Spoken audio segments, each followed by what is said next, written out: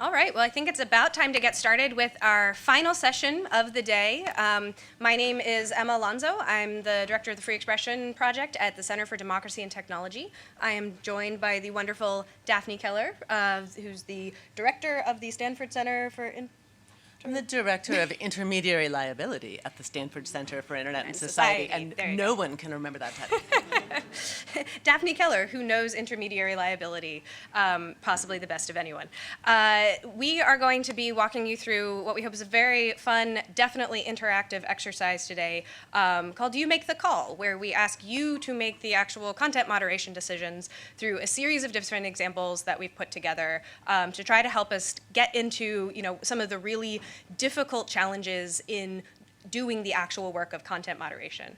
I also want to give a shout out to Mike Masnick of TechDirt and my colleague Liz Woolery at CDT, who helped to craft a lot of the slides. Some of you may have seen this and participated in this session at the DC version of the Como conference. I can promise you about 80% new content. It's not quite all brand new. There may be some slides that you recognize. Bonus points to anyone who can pick out the duplicate slides, but there will be a lot of new examples and new things for us to dig into. Now, I should say, because this is an exercise in content moderation, there may be some sensitive or disturbing or otherwise problematic content. If that's not something you're feeling up to seeing, I promise there's nothing extremely graphic or gory, but if you want to opt out for any reason, it's totally your call. And so for the exercise that we're going to do, basically what we're going to do is show you some example of content from generic social media platform that has been flagged, and you are the moderator. You're also sitting around a bunch of other moderators, and in breaking into informal groups amongst yourselves or just sitting and thinking really hard on your own, you'll have about 1.5 to 2 minutes to make a decision. You will have the ability to register that decision at a poll that will be running at this short length here.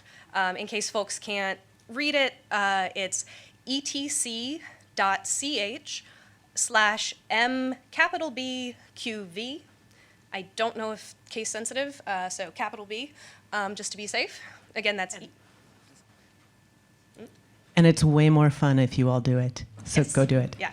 So we'll have you register your votes in the very short 2-minute time frame that you have to discuss and decide what you think the right answer is. And after 4 or 5 examples, we'll pause and then have a discussion about what the results are, take a look at the live poll results, and hear from you all about why you actually made the decisions that you did. So please go to that URL to vote. Folks who are following along on the live stream, you're also very welcome to participate in the voting. And with that, I think we're ready to get started. So, at the ready. I guess I'll read the first one. So what we have here is a post by username Grand Wizard Smith saying, "Help clean up old Highway 96, our 2018 Adopt a Highway project." This account has been flagged. The relevant policy element from your platform's community guidelines says that we do not allow individuals that are affiliated with organized hate groups, designated terrorist organizations, or any other group that promotes the use of violence against civilians to participate on this platform. So what do you do? Discuss. Do you have a timer?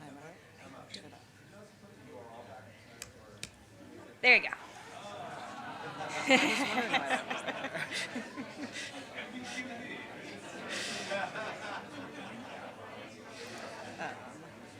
I have this kind of watch. Oh, yeah, sorry. I've got to control the poll from my phone, so yeah, if you could do a timer on your phone, that'd be awesome.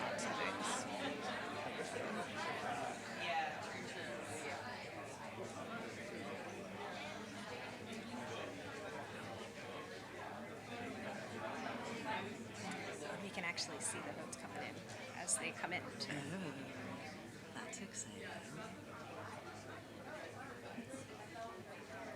This is so fun.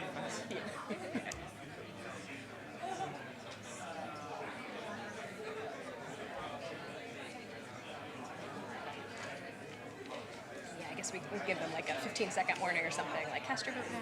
Okay.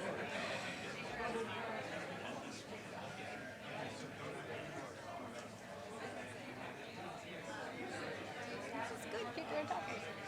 I always worry that, like, And no making one's gonna thinking watch. faces. Yeah. Yeah. Or maybe just trying to read the screen faces. Yeah. But in any- 15-second warning. Cast your votes now.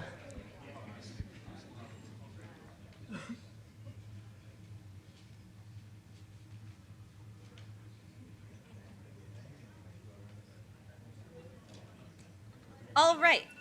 Next one. Do you want to? Yes. All right. This one comes from a user named Glasses Guru. And Glasses Guru posts, ugh, the world would be a better place without men. They're only good for reproduction and barely good at that. Sharks have it right. Sign me up for parthenogenesis and kill all the men, please. It was crying, tears, and laughter. Google Slides translates emojis weirdly. Sorry. The policy says we do not allow hate speech. You may not promote violence against, threaten, or dehumanize other people on the basis of certain attributes such as race, ethnicity, sexual orientation, gender, religious affiliation, age, disability, or disease. All right, go. You have a minute and a half.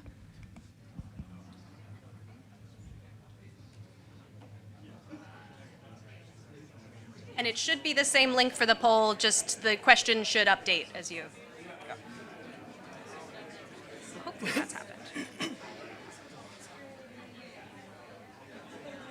Don't want you to make a sound when the timer ends. Stop playing. That's right.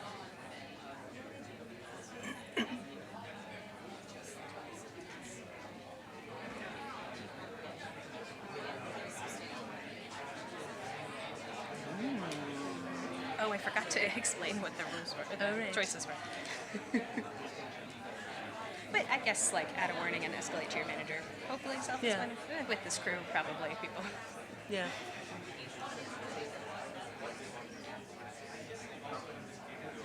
And so we get to see, like, how many people. So 59 answered the first one. 40 already.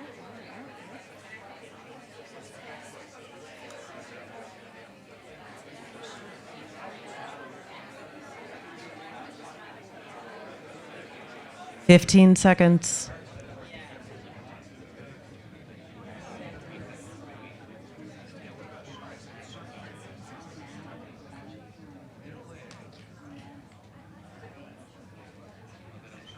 All right, time. Time's up. All right. This next post, title for the post, Gonna Get You Psycho Bitch. Janie's a psycho bitch and will get what's coming to her. Gun emoji. Fold up your PFA and put it in your pocket. Is it thick enough to stop a bullet? Posted on July 7th, 2016. Today, this content is flagged for you to review under the policy, you may not post threats, which we define as credible statements of intent to commit serious physical harm against a specific individual or group of people, or that incite others to attack, threaten, or harass another individual or group of people.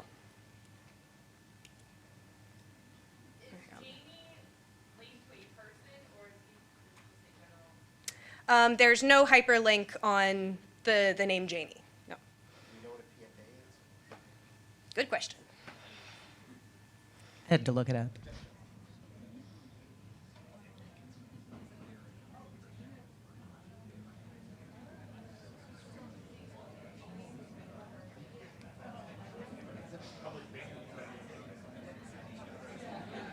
Isn't that just within like 1 second because she's used to making these decisions so fast? And then she's sitting Like, you actually know the pace that this has to happen.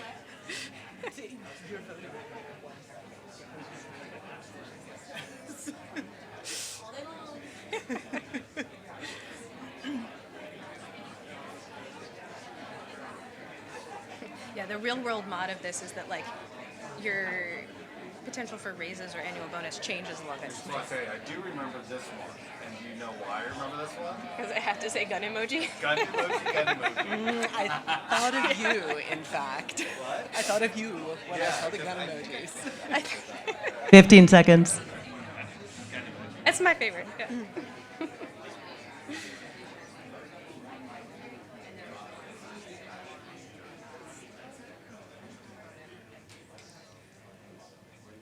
All right, time's up.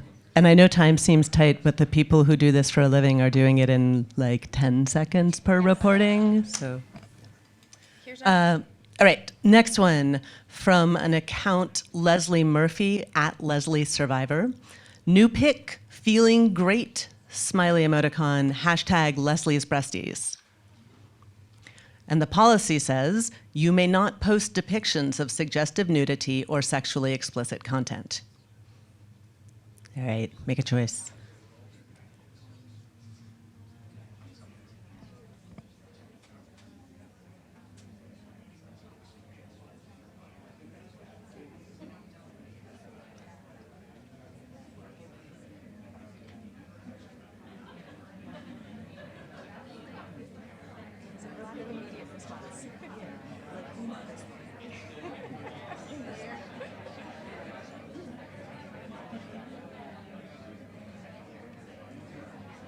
we're just seeing like jury nullification of a policy, right? Like, I don't think that should be a policy.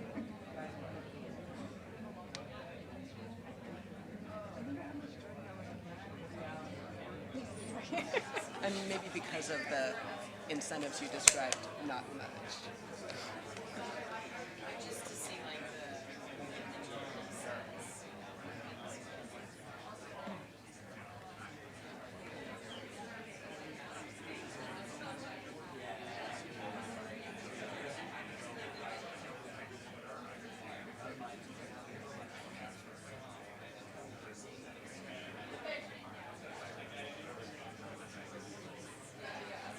15 seconds.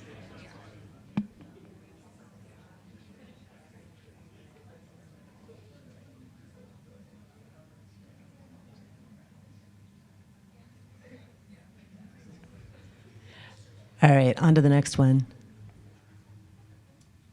All right. This post by Jennifer James at Call Them Out 202. Want justice? Here's a link to a page with all of Harvey Weinstein's information. Address, home phone number, cell phone number, emails, everything. You know what to do. Get justice. And then it links to www.contactinfo.com/Harvey Wein. Fill in the blank. The policy is you may not post personal information about others without their consent. Someone's asking if this is before or after the scandal. Well, posted April 2018, so Is that after? yeah, because that was like Yeah, October that's 2017. good. Yeah. It's a year ago now. Yeah. Oops, I forgot to start the timer.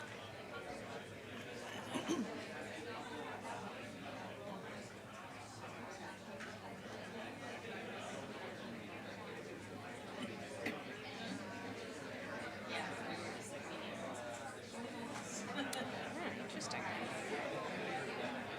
Now I also want to go back and look at what the answers were at the DC for the ones that are repeats. Yeah. And what do you think you remember it being? I think there was more of a split, less of a Yeah. more of a question I was thinking. Yeah. I mean, it seems hard to leave. I can think of like kind of technicalities reasons to leave it up, but it does seem under the plain language of that policy. See, I mean, to me, under the plain language of the policy, nothing in this post includes his personal information. And you don't know if he's given his consent, but there's kind of strong reason to suspect. The I mean, intent do you is think clear. post cannot mean linked to? I think the narrow reading of post is the content that you post here on our servers is 15 seconds.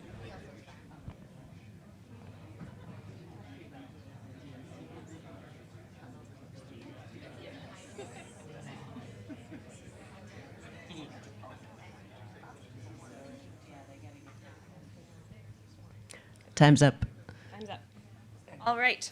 Discussion? Now we are at the discussion phase, where we will have a little bit of monkeying around with pulling up the poll results. You can all see my very messy desktop. Let's see. All right, so for just a reminder what our first slide was, this was the Grand Wizard Smith slide, and the results. Overwhelming majority of folks in the room think we should take down 48 out of the 59 or so who voted, with just a couple voting leave up or escalate to manager. So, does anybody want to explain why they voted the way they did? Oh. Oh, and we've got folks with mics for the live stream, so they'll come find you. And thank you to our wonderful volunteers. I said leave it up because I'm a First Amendment attorney, so they have the right to organize. They're not putting up any real threat. They're just doing community organizing. And I think it's more important to put these things out there so people actually know the Klan exists, because you have too many people that doesn't think that they do. So maybe they can learn something. Now, if they would have actually been making a threat or saying, let's all meet at someone's yard and burn a cross, that would be different. But they have the right to organize. He's got a stupid hood on. Keep it moving.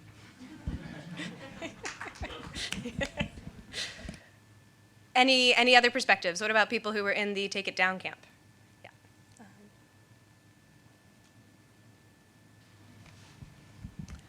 I said to take it down because the policy clearly states that those who are affiliated with hate groups cannot be on the site, and the avatar clearly indicates that this person is associating with that group, and therefore whatever platform this is saying that this is against policies and should be removed, so it's sort of separated from that free speech issue. Great. Response from Nate. So, sorry, I'm also a First Amendment attorney, and I don't think we can get any of that without additional context. Grand Wizard Smith with a hooded profile picture could be parody, who knows? And it does not appear from the post itself to be actually linked to KKK or anything like that. So from just this alone, I have no idea if it violates the policy. It offends the majority of the community, probably. Yeah, offending the majority of the community is not the policy, though. It could be, a social responsibility issue for the company. Could be, but again, that's not the policy we're asked to enforce here. And I think Nate zeroed in on one of the biggest challenges in content moderation, which many of you know, is that lack of context, right? And how much do you take at face value versus thinking of more complex or other information that you might like to have on hand when you're making these decisions. All right, for our next slide, this was Glasses Guru, wanting to kill all the men, please. And our results. Ooh, we have a little bit more of a split. 27 said leave up, 8 thought add a warning, 1 wanted to escalate up to your manager, and 20 said take it down. Thoughts? Who wants to share why? Eric Goldman. That's why the emoji was so important to me. With the emoji, and there it goes. That's actually the better depiction of it. Yeah, not in presentation view, the emojis display fine. In presentation view, they don't. I don't. To me, it seemed pretty clear that this was not serious. I don't know which way to call it, whether it was a joke or venting, but not with any intent. And so to me, it seemed like someone blowing off steam at best. And how about Tarleton in the back?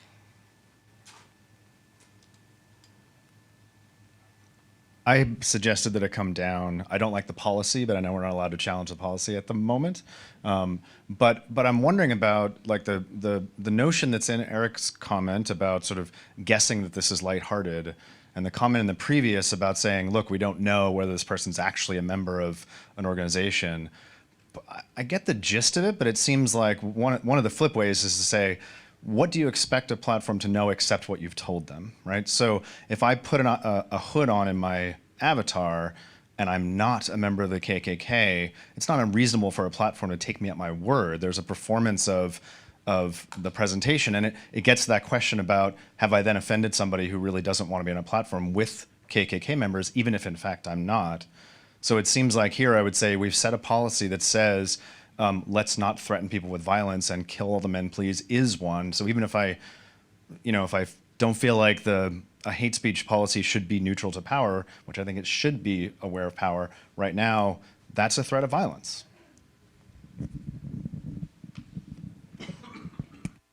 Yeah, I would also agree with that. I think there's like a lot of danger that happens to like using this kind of like dehumanizing speech that maybe for us, like someone saying kill all men, we're like, oh, he's clearly joking. But for other people who read that kind of thing, perhaps they don't feel that way. And I think just in general, we should be working to protect people's protected category status. Like even if this is a joke, like jokes can have like a dehumanizing impact on those kinds of people. And so like, yes, maybe we don't take it seriously, but maybe somebody else would. And there's like a definite threat that could happen as a consequence of that. And so I feel like platforms have a responsibility to keep that in mind. Other burning perspective that we had here, yeah. I think the winking, smiling emoji changes everything is like, that's a huge gaping hole. Like if I'm saying that ethnic group here are all termites, wink, is that okay all of a sudden? Do I just add a wink to every horrible thing I say and then it's okay? But on the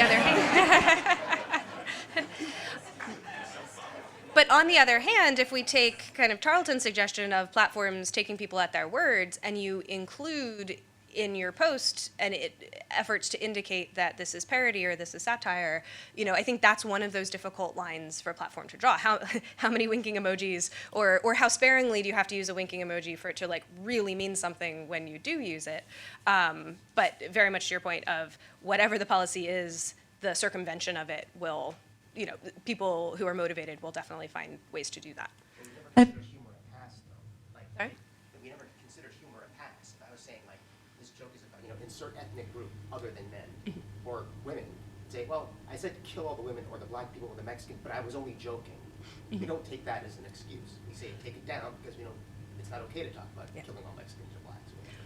So to say that it's okay because it's a joke because of an emoji, to me, is you can look at anything in isolation and say, I think they were joking, but how do you create a policy around, well, I know it was men and there was an emoji, therefore it's joking. How do I train somebody in Manila to enforce that policy? I can't. Yeah, I mean, I think this one's really hard both as a technical matter and as a big picture policy matter. Like as a technical matter, are you promoting violence or threatening if you perceive it as a joke or the recipient perceives it as a joke? Like you could argue both sides of that. As a policy matter of sort of what should be done, if you go to the side of always believe literally what they're saying, then there can't ever be parody or satire on the platform. If you go to the other extreme of anything with a wink emoji get to pass because it's parody or satire, that's problematic for the reasons you identified. So I think this one, as you said, is just, no matter what you do, is incredibly hard to train moderators on. I had one question for people who've flagged add a warning, if anybody wanted to talk about that, and like, what would the warning be? Any takers? Maybe they were all online. Okay. So let's move along because we are always at risk of running out of time with these. Our next one, the gonna get you stop a bullet example, vast majority of folks, 37 of the folks who voted to take it down. And highest proportion I think we've seen so far saying escalate this up the chain, ask your manager to weigh in. Thoughts on this one?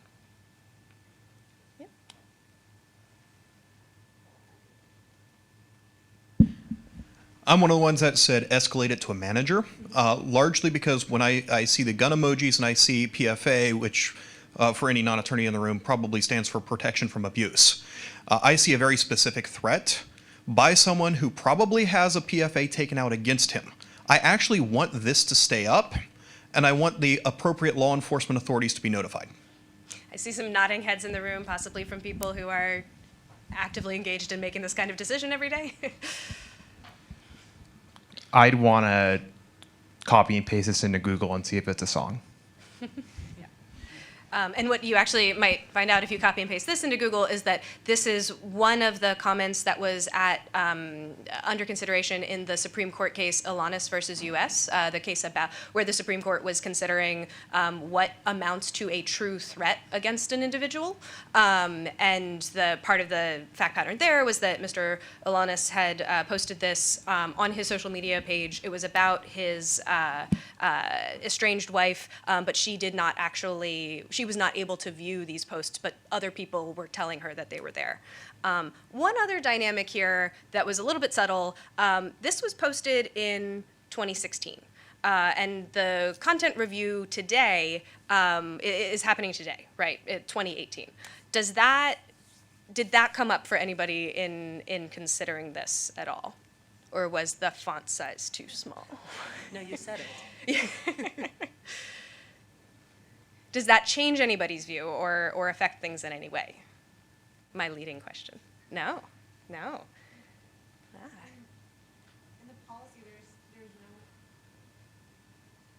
That I had thought about, but I don't think it ultimately changed my decision because there was no language of like imminence. Or timeliness or something of that nature. So ultimately it didn't change my decision, but it was something that I... And the 2-year time gap didn't get to like the credibility question or...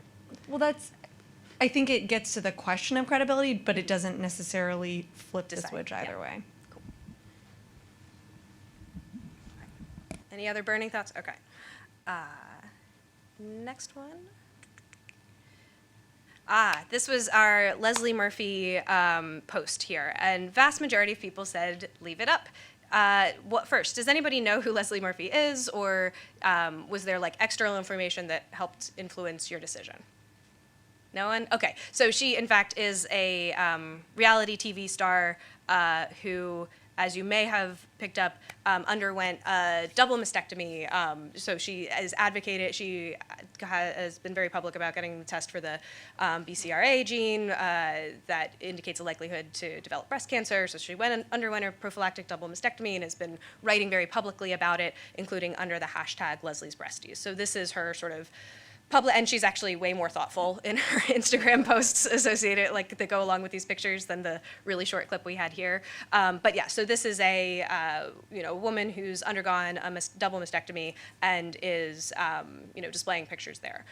How is this such an easy call or such a kind of consensus call in the room? Thought? I think what's interesting about it is that because we've had such a public conversation about whether or not, breasts or women's bodies are always overtly sexual or whether or not it could mean other things, that it was such an easy call for everyone, that has like reached enough of a consciousness that it's kind of seeped in.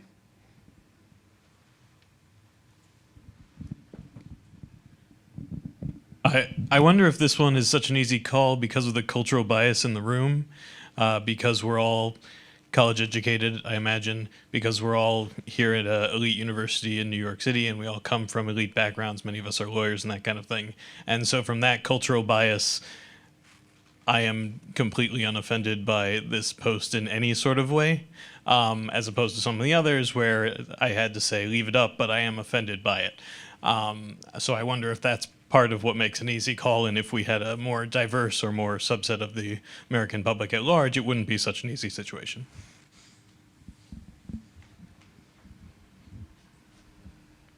Because by most definitions, this is not nudity. It didn't say suggestive content. It said suggestive nudity. And I guess I don't know how bluntly I can put it, but this is covering areas that would be covered by a swimsuit. And the fact that it is hair to me doesn't really necessarily change that.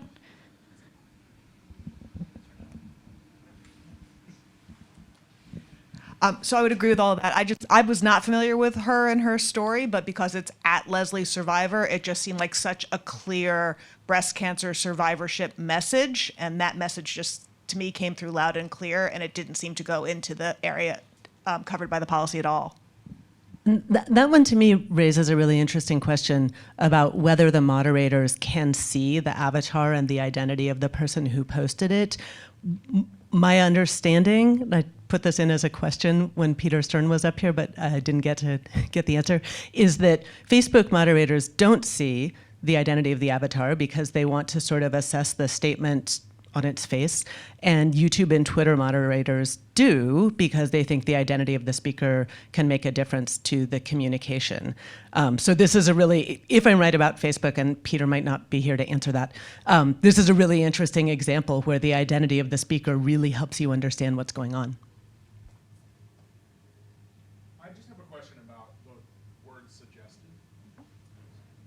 I just have a question about the word suggestive there. Well, to me, nothing in the term suggestive nudity wasn't also sort of included in sexually explicit content, and I was wondering if maybe there's just something I'm not understanding about the definition. And so to be clear, with these content policies, they are kind of like mashups of a lot of different platforms' terms, and so we're trying to find like terms that are or have been used in different content policies and sort of, but I think it's a very fair question. Like what does that term kind of encompass that is not sexually explicit, but may, and you know, there's one of the challenging line drawing questions, I think, as you were getting at about kind of what a nudity policy is often platforms end up coming to decisions about like precise areas of the body being exposed or being visible through clothing. You know, how, if people are wearing bathing suits, how covering are the bathing suits, and you know, where do you draw lines there? So I think that's part of where you end up in a really complex line drawing question around one person when you have a fairly subjective standard like suggestive. Exactly who's drawing which line where, and to your point about the kind of the cultural bias of the reviewer, you know, people can draw those lines very differently. All right, and last one from this section is the Jennifer James, contactinfo.com. Fairly strong tilt towards taking it down, but you know, a fair number of people said leave it up at 11, escalate to manager at 10. A couple people wanted to add a warning, and then 36 said take it down. Thoughts? Who wanted to? Yeah.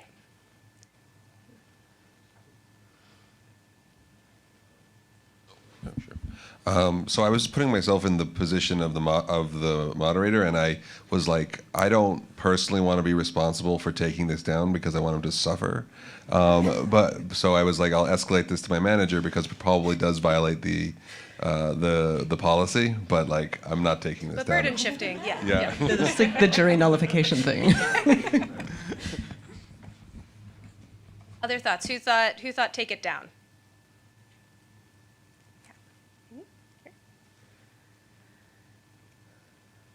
The policy prohibits posting personal information. I don't think she has Harvey Weinstein's consent to post this, so that's kind of funny to think about with regard to him. But it's a personal cell number, and it's non-public, so it goes down. Oh, and then I think, oh, okay. Back here? Somewhere? I think with this one, it's maybe a sort of a funny case because we don't know what that link goes to. If that link goes to some spam or something completely unrelated or a fake address, it's not violating the policy probably. Right, so you have the express intent to share personal information, no actual personal information in the post, and then a link to it's not clear where. Other thoughts? Okay. I mean, I think on that one, there are two things you can't really know. Like one is there really personal information at that link? Well, I guess you can click and know that. And the other is, did Harvey Weinstein consent to this? And I think we all have strong guesses about the answers, but it kind of highlights this question of like, if you have a policy that effectively forces the moderators to take guesses about factual questions, then what kind of nudge do you give them in one direction or another? Or do you give none and let them figure it out?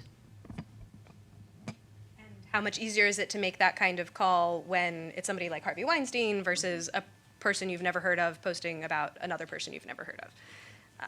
All right, now we're ready for round two.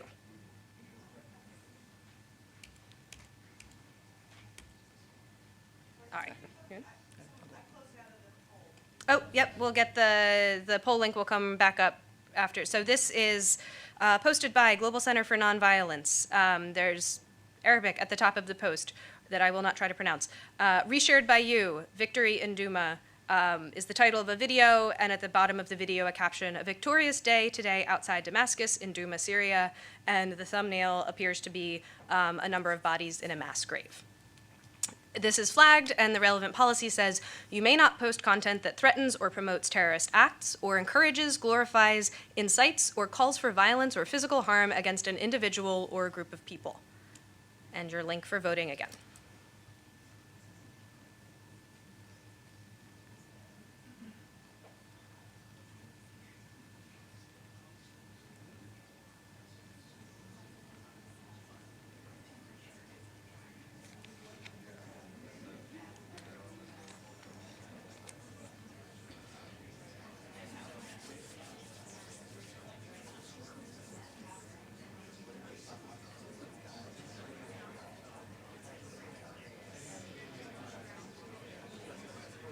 glad you did that one because I couldn't decide if I should call attention to the error. I was like, as I was shooting, it was like, oh, it's kind of hard to. I could just not mention anything. Yeah. But having read every relevant part aloud for the previous ones, that kind of feels like cheating. Yeah.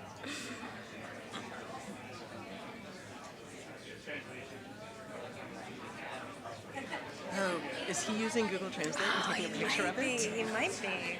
That like Huber thing. That's great. See, people bring in, different outside tools. 15 seconds.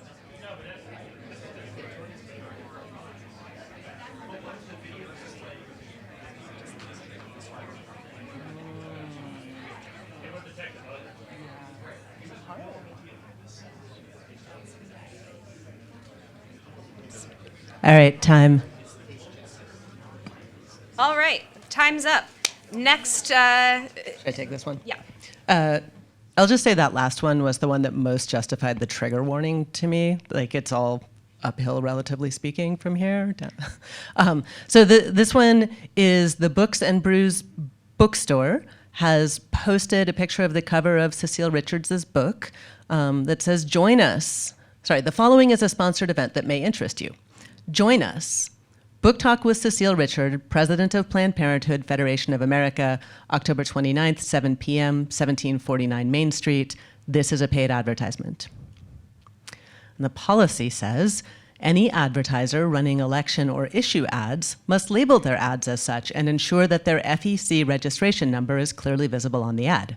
Issue ads are those ads that refer to a national legislative issue of public importance, including abortion, budget, civil rights, crime, ... Okay,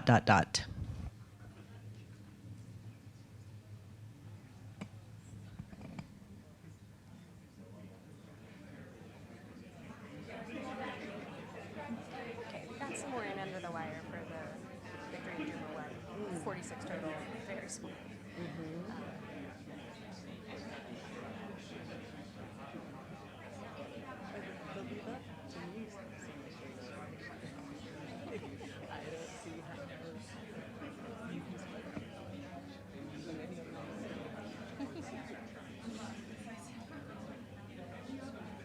I guess the argument is no legislation pending, so it's not a national legislative issue.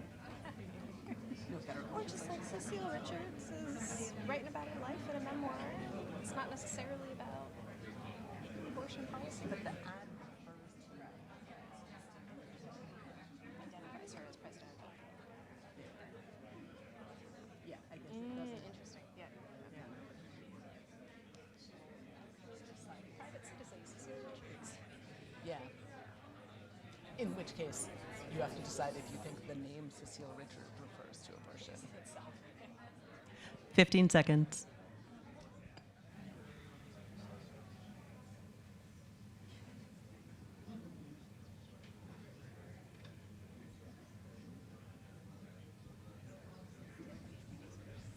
And time.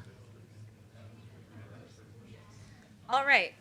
In this this example, while the name of the account is a parody, the outside information, this is actually the president's of a nation in the world. This is a president's account. So Tom J. Drumpf, at Real Tom Drumpf, President of the United States of America, posts, Lindsey Graham is an idiot, probably not even as bright as Rick Perry. He once called me pleading for a good word with at Fox and Friends crew. What is this guy, a beggar? Waste of time. Call him at 202-867-5309 and tell him to get some work done. And again, we have our policy, you may not post personal information about others without their consent. What do you do?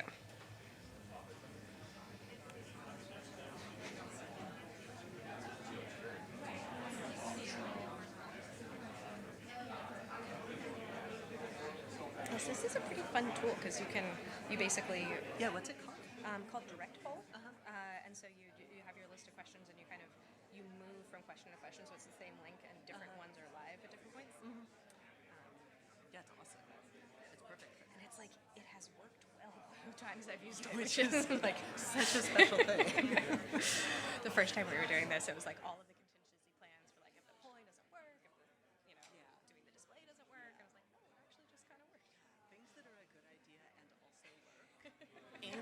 also at live public events. Like, that's trifecta. Are you headed home tonight? Yeah.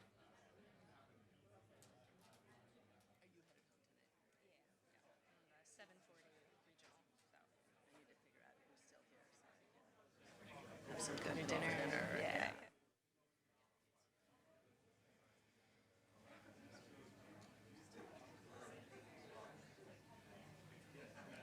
15 seconds.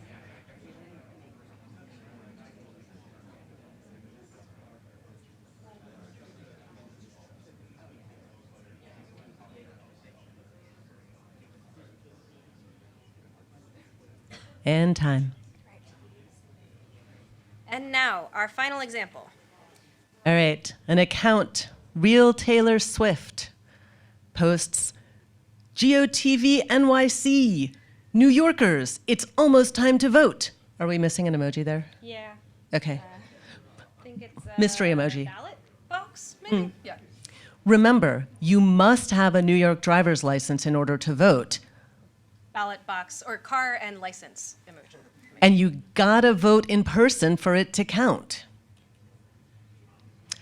Email to social media platform law enforcement liaison from New York Board of Elections, CC, Federal Bureau of Investigations. False information about voting regulations in New York State, date November 4th, 2018 at 3:18 p.m. Good afternoon. Please be advised that this post contains inaccurate information about the requirements for voting in New York State. To date, we estimate that it has received 10 million views. Based on information shared with us by the FBI, CC'd, we suspect this account may be part of a concerted disinformation campaign designed to suppress voter turnout in New York City. Please remove this post and provide the following correct information to everyone who has viewed the post, ... And here's the policy. The lack of policy. The platform does not have a policy prohibiting false information.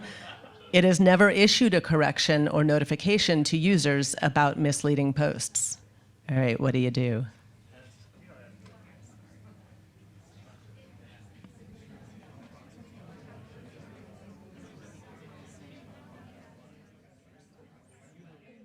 Escalate to the CEO or just Law enforcement liaison is like, CC removals team. You guys figure this out. What do you think? Forward. The game of hot potato begins. It's a 2016 and combination they don't of have hot potato plus you can't make this decision without me. It's like, I am necessary but not accountable. Isn't that the dream? Yeah. I achieved that for a while. It was great. It didn't always endear me to my peers.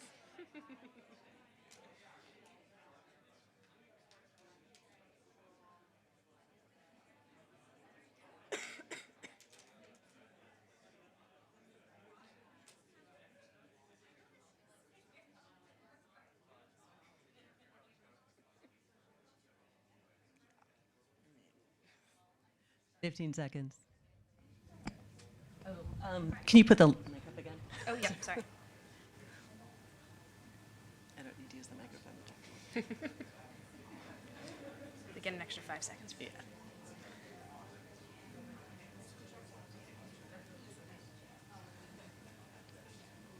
All right. Did you manage to get back on?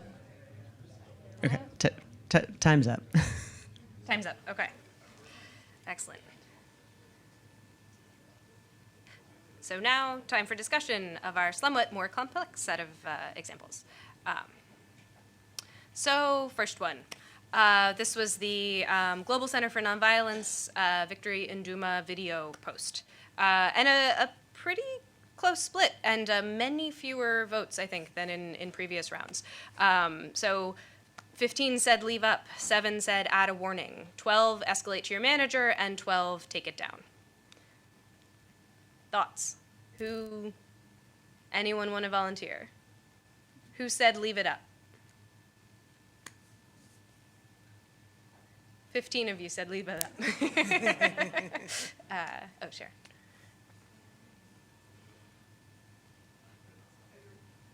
This is cheating a little bit. I was part of the discussion of this one last time, but so I have to give that caveat. But it's a post by the Global Center for Nonviolence, and it's a reshare. So it appears to be that they are trying to, counter the message and talk about violations and human rights abuses, and so that would not be a promoting of the terrorist act. About voting, take it down, or did you want to?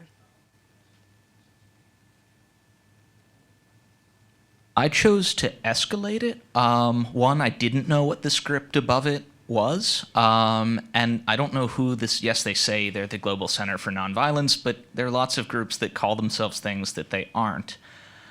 Now, with regard to content like this generally, I think there's a real danger in initially taking it down and then later on allowing it to go up after the critical period in which journalists could write about it has passed. And we saw that last year with the Happy Few Ordnance Company video from Afghanistan with a couple sketchy shoots. And by the time it was restored, the military had already kind of disclaimed the thing and no one was interested in it anymore. So that's a real risk with this sort of content. Other thoughts, especially on take it down? I think we haven't heard from yet, or yeah, here. I thought it was hard because I don't know the content of the video, but for me, I see dead bodies. They're saying it's a victorious day, so whether or not, it seems to me they're saying it's a victorious day because these people were killed. So I would pull it down. Oh, we have one back here. I originally voted to take it down just on just how it made me feel immediately. And after I voted, I thought about it more, and I realized I would have changed my vote, and I would have said to leave it up, because just to bring awareness to, because it is happening, and if these people are dying, if you take it down, people that maybe could help, or it would incite somebody to do something about it. If they're not aware of it, you can't help a situation you're not aware of. And based off the Global Center for Nonviolence, I understand that might not necessarily be what their goal is, but I tend to believe in this situation that it probably was. So that was my reason for changing my vote. And you had a thought? Yeah, I voted to add a warning, and the reason why is I know that counter speech is a really important issue right now, especially around terrorist content, so that images like this are still available for journalistic reporting, or so that we're able to see the actual atrocities that are happening across the globe. So I think contextualizing it with that warning so that you're able to understand that this is graphic violence and it does have a terrorist background, but it's put within the context of promoting nonviolence and disavowing terrorism. Quick question, does anybody in the room read Arabic? The language does say, as best Google Translate could do for me, something along the lines of, stop this, senseless massacre. This is an abomination, sort of thing. So it was the language itself was very much condemning what was happening in the video. One other thought here? I think the sort of policy here, the intention of taking down things that glorify, incite, and so on violence is, to me, the intention is to stop further violence, right, and discourage this. But asking a content moderator to make a judgment on the social dynamics of having counter speech versus having this video up at all versus not having it is, a big ask for a 30-second judgment. I'd add a couple of quick things on this. One is I think we probably should have very different expectations from mega platforms versus small ones as to whether they have an Arabic speaker or a Chechen speaker or a Farsi speaker or a Kurdish speaker or, in-house. And so it's very hard to identify a consistent standard that you would expect any of them to adhere to. The other is I hate this policy. I feel like if somebody flagged a a video celebrating the anniversary of D-Day or something like that, the platform probably wouldn't take it down, but that is glorifying violence against a group of people. It happens to be a group of people who were our enemies in wartime. But I just feel like it's hard. It's hard to make a nuanced version of this that would account for that. But as it is, I think it kind of invites this unacknowledged bias in the enforcement that is in itself a problem. Got a couple more to get through, and then a happy hour, so I will not stand in your way for that. The next example, this was our Cecile Richards memoir, Books and Brews. Most people said leave it up. A couple wanted to add a warning. 7 wanted to escalate to their manager, and 3 said take it down. Who wants to tell us why, especially from the group of folks who leave it up? Got someone over there. Microphone.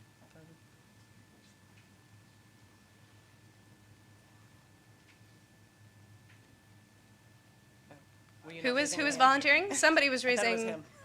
I was just suggesting we advance the slide so we can see the policy again. But I voted to leave it up because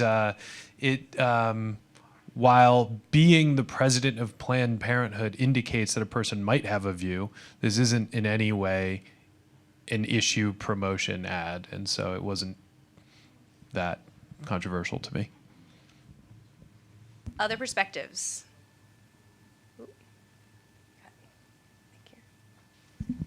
Seems like a good reason to escalate to a manager. It's a probably presumably a new regulation, hot button subject. I feel like if you're training people to actually respond to these, you would probably want them to escalate it. Anybody voting take it down, or did you have a? No. Okay, then your comment.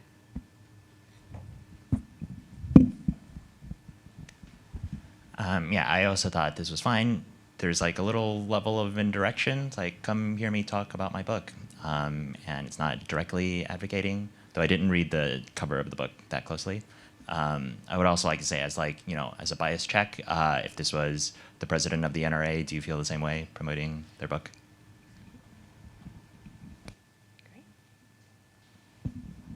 I would also point out that the person who appears to be advertising is the bookstore, not Cecile Richards. All great points. I hate this policy too. Because what it literally says is you have to take it down if the ad refers to ... abortion. And so you can argue that referring to Planned Parenthood isn't referring to abortion, but the policy isn't about advocacy. It's about referring to topics. Mm-hmm. And so I'll note that this particular example is actually a real one that we encountered at CDT with a bookstore getting in touch with us to explain to us issues they were having getting issue ads uploaded to a social media platform, and the challenge of taking the concept of issue ad, which is in fact reflected in FEC regulations and is pretty broadly defined as national legislative issues of public importance. This is, I think, a really key issue for lots of platforms, lots of speakers, media companies, bookstores, lots of different people who post material that they want to promote by putting money behind it and talk about political topics or are nationally known figures who work on issues that are intensely political. Depending on how you interpret, and it seems like we've got a lot of folks in this audience who interpret an issue ads policy narrowly, which is great from my perspective. But depending on how you're trying to interpret such a policy at scale for thousands and thousands or millions of ads or potential posts, I think we know actually in this particular case, a bookstore holding exactly this sort of event got swept up as a kind of a political issue ad advertiser.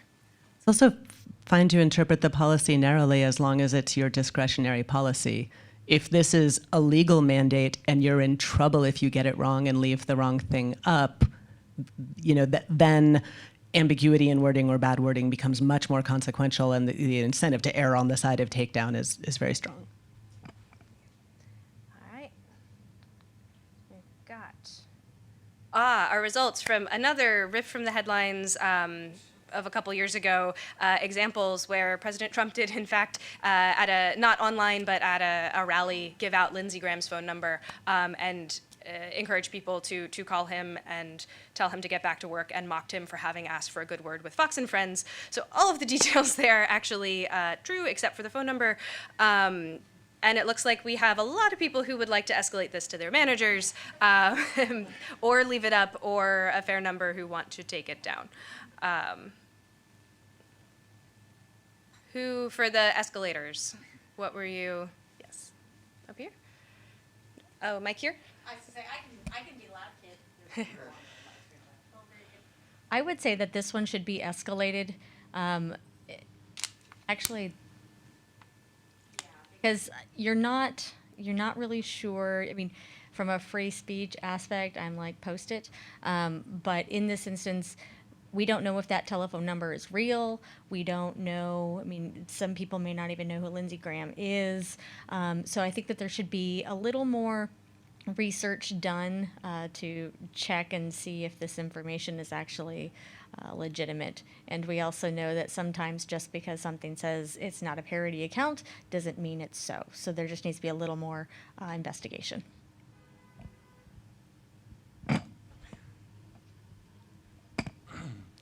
Yeah, I also said escalate to management. Primarily, though, because some of these platforms do have sort of caveats for things that are newsworthy, and I also don't think that Lindsey Graham has the same expectation of privacy as like a general citizen as well. So, you know, while the policy might say something specific like this, it may come down on another side in a case where there's some newsworthiness components to it. Kate. Okay, so I think that Lindsey Graham is a public figure and a public official. And as long as that is a number, that is a publicly available number already, that it's not technically considered doxing and therefore should not come down. But if it was not a public number, if it was perhaps his personal cell phone or something else, that then that there should be some type of other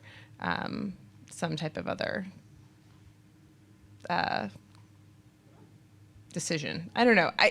I think that You're taking a lot of liberties with the language of the policy. I know.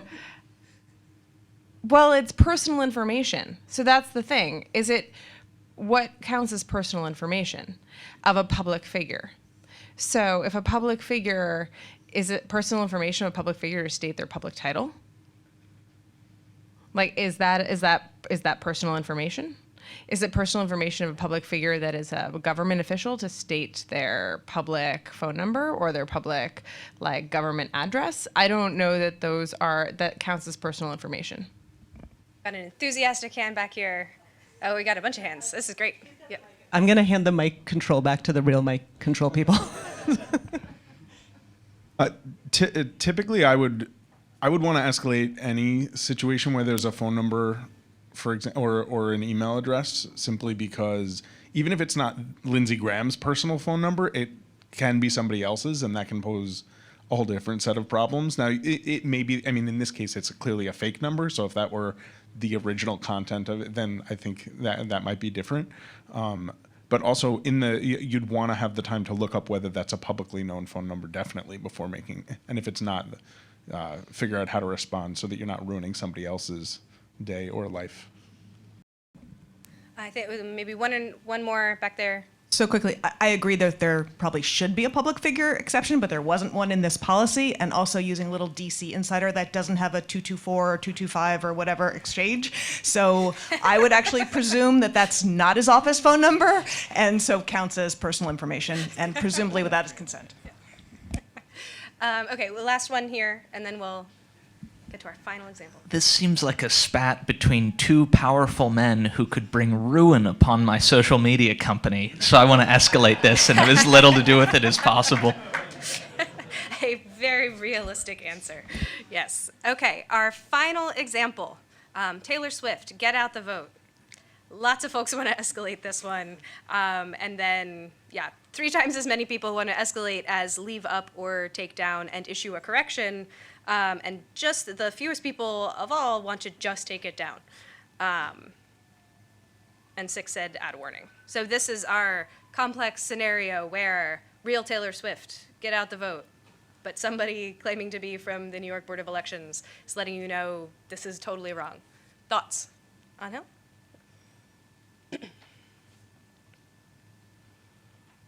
I'm going to sort of advocate for something different. So I know this is the New York Board of Elections, but we have a history of voter suppression in this country, and just because something comes from the Board of Elections doesn't necessarily mean that it's accurate. So I voted to escalate this. Ideally, a platform will have a voter protection team around election days, and we'll be able to sort of escalate to someone that will actually interpret the Voting Rights Act or whatever the principles of this particular state is. Because we have a history of this happening. It's probably going to continue to happen where we will have state-sponsored voter suppression.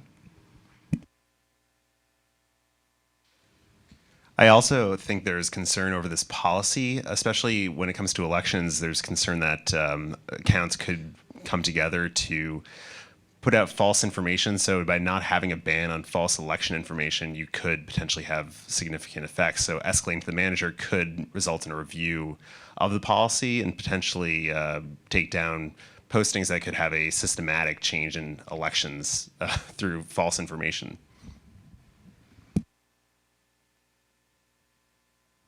A few comments on this one. My ideal option was not up there, so it reminded me of a bar exam.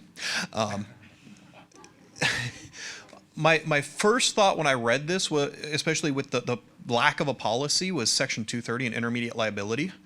I, first of all, can't be guaranteed it's from the New York Board of Elections, and as a platform, I think it's dangerous to try to be discerning what is and is not true or false information. So my ideal, I said leave it up, but my ideal option would have been to say, okay, New York Board of Elections, we have Section 230, you can't go after us, but in the interest of this, I'll pass the information along through the email address, assuming they require an email address, to the person who posted it and ask them to correct it. But that's as far as I'm going because I don't want to set a precedent both for determining what is true and what is false and for correcting the information because I'm hands off on my platform.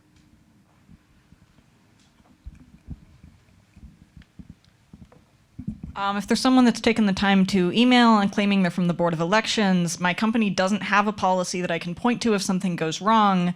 There's a decent chance that if I don't say anything, then this person's going to go to the public. It's maybe going to become a press issue, and I'm going to get fired. So I'm going to escalate it. Mike up here for me.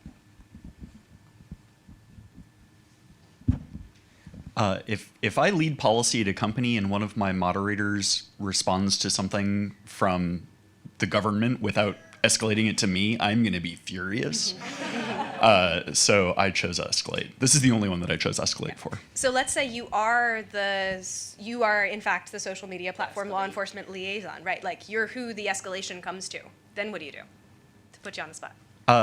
So because of my particular weird proclivities in content moderation, I would put like an interstitial or something, a warning. I would say in that case, if it's actually Taylor Swift's account, you would escalate it to like the partnership manager, whoever her contact is, and have her correct it, but she's probably hearing from everybody to do that anyway. And if it's not the real Taylor Swift's account, then I would take it down under the impersonation policy and kill the account. So the idea that the platform doesn't have a policy may not actually be entirely true, right? Or a relevant policy. Any final thoughts? Ooh, here. I would also say, as somebody who deals with these types of issues at work, this type of request from a government body is not like the be all end all. This usually is a kickoff of a conversation between the platform and that governing body and potentially the FBI. So I think after this is escalated from the content reviewer, this would cause the legal team or the policy team to probably have a phone call with these organizations, see if this is an actual violation of the law. If we are informed by the government bodies that this is a violation of the law, then we're notified that it's illegal content and we have an obligation to take it down. So I think escalation with a bunch of stuff that comes after it.